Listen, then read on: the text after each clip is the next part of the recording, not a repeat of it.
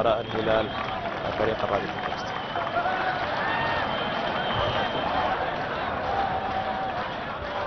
من جديد اهلا وسهلا ومرحبا بكم مشاهدينا الاماجد. لحظات صعبة في تاريخ لاعب بقيمة هذا الوطن نصر الدين الشغيل، الذي يكرم في هذه اللحظات من قبل لاعبين الهلال بدخوله الى ارضية الملعب. كما نتابع الان يزرف الدموع الرجل الذي قضى اكثر من 10 سنوات مرتديا هذا القميص، وكان واحد من اعظم اللاعبين الذين مروا في تاريخ الهلال قيادة لهذا النادي الكبير واخلاقا بالتاكيد.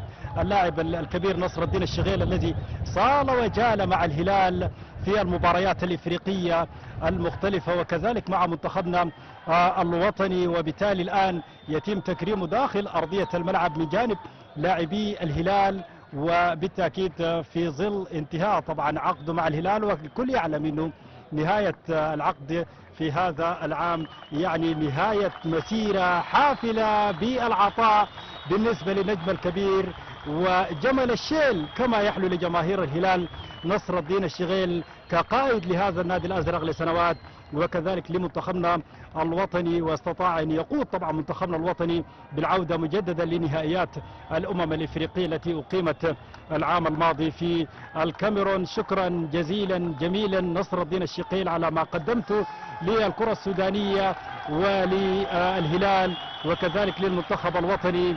البداية كانت مع نادي المريخ ثم الهلال وبعض السنوات مع نادي الهلال الأبيض قبل أن يعود ويرتدي شعار الهلال مجددا كقائد لنادي الهلال. ونصر الدين الشغيل الذي طبعا سجل العديد من الأهداف، آخرها كان إفريقيا في مرمى زيسكو الزامبي كما يعلم الجميع، واحد من أبرز الأهداف التي سجلت للهلال على مستوى بطولة كأس الاتحاد الافريقي. ايضا هنا يصافح لاعبي نادي الرابطة كوستي، والكل يقتدي طبعا بنجم كبير بقيمة نصر الدين الشغيل. وبالتالي نحن اليوم نودع واحد من اعظم اللاعبين الذين مروا في تاريخ كرة القدم السودانية، الكابتن الكبير نصر الدين الشغيل. هنا الصورة التذكارية ايضا التاريخية للاعبين شبان نتمنى لهم بالتأكيد التوفيق. شكرا نصر الدين الشغيل.